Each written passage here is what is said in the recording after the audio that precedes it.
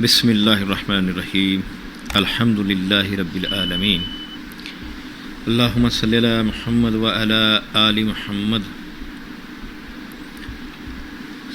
سلسلہ ہم مسلمان کیوں ہوئے، اس سلسلے کی آج کی شخصیت کا تعارف لے کر آپ کی خدمت میں حاضر ہوں۔ آج کی شخصیت کا نام خالد لطیف گابا ہے، اور ان کا پہلا جو نام تھا، آبائی نام جو تھا، وہ کنہیا لال تھا۔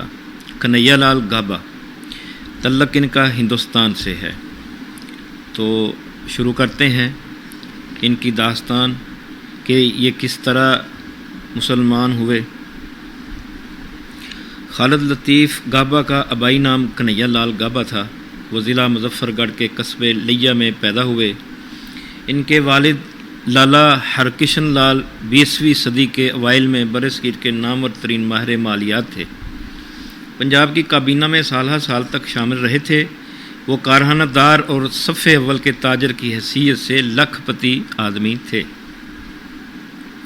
1917 عیسوی میں سینئر کیمبرج کا امتحان پاس کرنے کے بعد کے ایل گابا انگلستان گئے اور 1921 میں قانون کی اعلیٰ ڈگری حاصل کی۔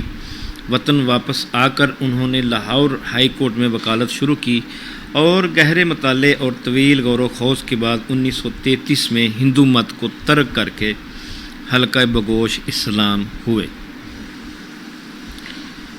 ممتاز ماہر قانون کے ساتھ ساتھ کے ایل گابا زبردست تخلیقی تصنیفی صلاحیتوں کے مالک تھے۔ ان کی اولین کتاب 1927 عیسوی میں انکل سام کے نام سے شائع ہوئی، جو مس میو کی مشہور کتاب مدر انڈیا کے جواب میں لکھی گئی تھی۔ اسلام قبول کرنے کے ایک سال بعد 1934 عیسوی میں ان کی معرکۃ العراق کتاب پرافٹ آف دی ڈیزرٹ، پیغمبر صحرا کے نام سے شائع ہوئی، جو نبی اکرم صلی اللہ علیہ وآلہ وسلم کی سیرت پر مبنی ہے اور سند و ثقافت کے اعتبار سے علمی حلقوں میں خاصی قدر و منزلت کی حامل سمجھی جاتی ہے۔ 1936 عیسوی میں گابا کے خاندان پر مصائب کا ایک دور شروع ہوا۔ پنجاب ہائی کورٹ کا انگریز چیف جسٹس سر جان ڈگلس ینگ ان کا دشمن ہو گیا اور نہایت گھٹیا ہتھ کنڈے استعمال کرتے ہوئے نہ صرف ان کی ساری جائیداد ضبط کر لی، بلکہ دونوں باپ بیٹوں کو جیل میں ڈال دیا، اور قید و بند کا یہ سلسلہ بار بار دہرایا گیا، حتیٰ کہ 1937 میں لالا ہرکشن لال اسی قسم پرسی میں وفات پا گئے۔ اس ظلم و ستم اور اپنے والدین کی مظلومانہ ہلاکت سے متاثر ہو کر خالد لطیف گابا نے نیو میگنا کارٹا کے عنوان سے ایک کتاب لکھی، جس میں سر ڈگلس ینگ کے نجی اور معاشرتی کردار کے بارے میں نہایت گنون انکشاف تھے۔ اس کتاب نے برطانوی عدلیہ اور محکمہ انصاف کے کھوکھلے پن کو بھی عیاں کر دیا۔ نتیجہ یہ ہوا کہ اگرچہ گابا صاحب کے خلاف توہین عدالت کا مقدمہ دائر ہو گیا، مگر جسٹس ینگ کے خلاف ماحول میں نفرت اتنی بڑھ گئی کہ اس کے پاس استعفیٰ دینے کے سوا کوئی چارہ نہ رہا۔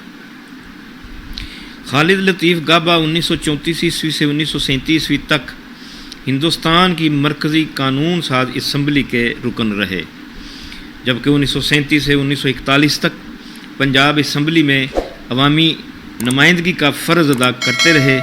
انہوں نے 30 سے زیادہ نہایت وقیع کتابیں تصنیف کی، جن میں بعض برطانوی سامراج کے کچے چٹھے پر مبنی تھیں۔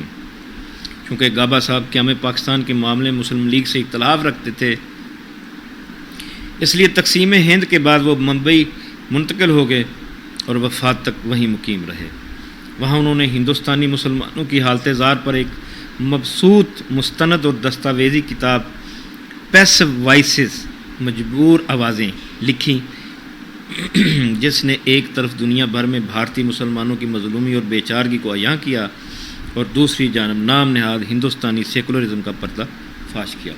جرأت مندی اور حق گوئی گابا صاحب کی زندگی کا مستقل شعار رہا ہے، جس پر وہ اخیر وقت تک قائم رہے۔ جن دنوں خالد لطیف گابا سر ڈگلس ینگ کے زیر اطاعت تھے اور جیل میں تھے، ضمانت پر رہائی کے لیے انگریز ڈسٹرکٹ اینڈ سیشن جج لاہور نے 1.5 لاکھ روپے زیر ضمانت کے طور پر طلب کیے، روزنامہ زمیندار اور احسان نے مسلمانان ہند سے بار بار اپیل کی کہ رقم کا انتظام کر کے بے گناہ 9 مسلم کو قید سے رہائی دلائی جائے، مگر پورے ہندوستان میں ایک مسلمان بھی اتنی بڑی رقم نہ جمع کر سکا۔ اسی اثنا میں سیالکوٹ کے ایک ٹھیکیدار الحاج ملک سردار علی کو نبی اکرم صلی اللہ علیہ وسلم خواب میں تشریف لا کر ہدایت فرمائی کہ لاہور میں ایک 9 مسلم خالد لطیف گابا قید میں پڑا ہے، اس نے ہمارے بارے میں ایک کتاب لکھی ہے جو ہمیں بہت پسند ہے، اس لیے تم 1.5 لاکھ روپے کا انتظام کرو اور لاہور جا کر اسے ضمانت پر رہا کرو۔ ملک سردار علی چند برس ہوئے وفات پا چکے ہیں، وہ فخر اور تشکر سے یہ خواب سنایا کرتے تھے۔ چنانچہ حضور ختم رسل صلی اللہ علیہ وآلہ وسلم کا حکم سنتے ہی ملک صاحب لاہور پہنچے، جائیداد کے کاغذات تیار کیے اور ضمانت کے لیے ڈسٹرکٹ اینڈ سیشن جج کی عدالت میں پہنچے، مگر متصب جج نے انہیں ڈرایا دھمکایا کہ گابا باہر بھاگ جائے گا اور تمہاری جائیداد کرک ہو جائے گی، لیکن ملک صاحب مصر رہے وہ ان کی ضمانت ضرور کریں گے۔ جج کے انکار پر ملک صاحب نے بھاگ دوڑ کر کے 1.5 لاکھ روپے جمع کیے اور نقد زر ضمانت پیش کر کے گابا صاحب کو رہا کرا لیا۔ ذیل کی تقریر خالد گابا نے قبول اسلام کے بعد لاہور کی بادشاہی مسجد میں سامعین کے بہت بڑے اجتماع میں کی تھی۔ اس اجتماع میں علامہ اقبال بھی موجود تھے۔ آئیے خالد لطیف گابا صاحب کی تقریر سنتے ہیں۔ خدائے بزرگ و برتر کا لاکھ لاکھ شکر ہے کہ اس نے اپنے لاکھوں گمراہ بندوں میں سے مجھے انتخاب کیا اور صراط مستقیم کی ہدایت دے کر دوسروں کے لیے مثال بنایا، تاکہ سب لوگ یہ جان لیں کہ صداقت کا سیدھا راستہ اسلام کے سوا اور کوئی نہیں۔ حضرات، جب انسان پیدا ہوتا ہے تو کئی درجوں میں سے گزر کر مکمل ہوتا ہے۔ پہلے درجے میں اس کے لبوں پر مسکراہٹ کھیل رہی ہوتی ہے، چہرے پر دلکش معصومیت برس رہی ہوتی ہے، وہ چھو سکتا ہے، سونگھ سکتا ہے، دیکھ سکتا ہے، اس کے 5 حواس قائم ہوتے ہیں، تمام جبلی خواص موجود ہوتے ہیں، مگر ابھی عقل و خرد سے بہرہ یاب نہیں ہوتا۔ پھر آہستہ آہستہ ماں باپ کو پہچاننے لگتا ہے، اشیاء کی ماہیت جاننے لگتا ہے اور اس طرح قدم قدم چل کر اپنی جسمانی زندگی کو مکمل کر لیتا ہے۔ حضرات، انسان کی روحانی زندگی کا بھی اسی طرح بچپن ہو سکتا ہے۔ انسان برسوں کے بعد ہی اپنی روحانی منزل کو پہنچتا ہے اور غفلت کی نیند سے بیدار ہو کر صداقت کی روشن دنیا میں سرگرم عمل ہوتا ہے۔ میرے قبول اسلام پر ہندو جاتی میں بہت غیظ و غضب کا اظہار کیا گیا ہے۔ مجھے یقین نہیں آتا کہ ہندوؤں نے مجھ پر یہ گولہ باری من حیث القوم شروع کر دی ہے۔ البتہ ایک امر میں مجھے ہندو پریس سے پورا اتفاق ہے، یعنی ہندو اخبارات نے یہ بالکل صحیح لکھا ہے کہ میں کبھی بھی راسخ العقیدہ ہندو نہ تھا۔ برادران اسلام، اس وقت میری مثال ایک ایسے دل باختہ عاشق کی سی ہے جسے کسی شہزادی سے محبت ہو گئی ہو۔ سنگ دل دنیا دار اسے کیا کچھ نہیں کہتے، کوئی اقتدار اور بادشاہی کی تمنا کو اس کے عشق کا محرک گردانتا ہے، کوئی دماغ کا خلط بتاتا ہے، لیکن واقعہ یہ ہے کہ عشق کی حقیقت خشک منطق سے دریافت نہیں ہو سکتی۔ انوار سماوی کی بارش خردمند بینوں سے نہیں دیکھی جا سکتی۔ جذبات کے بڑھتے ہوئے سمندر کو استدلال کے پیمانوں سے ناپنا ناممکن ہے۔ ہم صرف یہ کہہ سکتے ہیں، بے خطر کود پڑا آتش نمرود میں عشق، عقل ہے محو تماشائے لبے بام ابھی۔ حضرات، میرا یہ عشق نیا نہیں، میرے قلب میں اس آگ کی پہلی چنگاری آج سے 15 برس پہلے چمکی تھی۔ میں ان دنوں مصر میں تھا۔ اسلامی تہذیب و تمدن نے میرے دل میں ایک نہ مٹنے والا اثر ڈالا۔ میں اسلامی معاشرت کی سادگی، وقار، باہمی مہر و محبت، احترام انسانیت اور مساوات کے ایک خاص انداز سے بے پناہ متاثر ہوا۔ یہ چنگاری آہستہ آہستہ سلگتی رہی اور آخر اس نے میرے دل کے خس و خاشاک کو جلا کر راکھ کر دیا، اور آج اللہ کے فضل سے میرا دل اور دماغ اسلام کی صداقت سے تابندہ ہے۔ مصر سے واپس آنے کے بعد جب کبھی میں کسی مسجد کے قریب سے گزرا ہوں، میرا سر ہمیشہ اس کی عظمت و جبروت کے سامنے جھک گیا ہے۔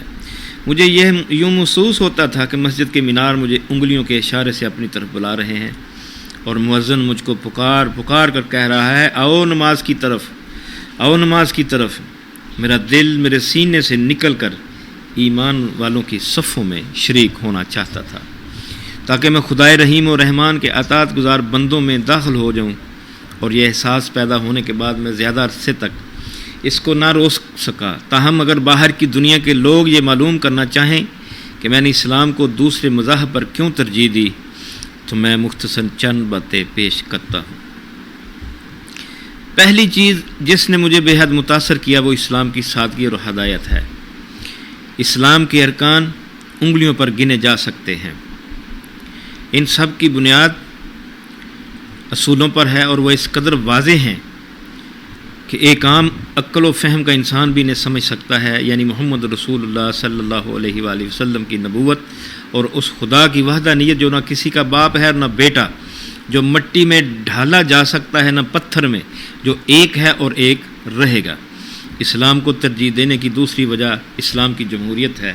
اسلامی مساوات سوشلزم اور کمیونزم کی مساوات نہیں، جو امیروں کو بظاہر غریبوں کی خاطر درندوں سے ہلاک کرنا سکھاتی ہے۔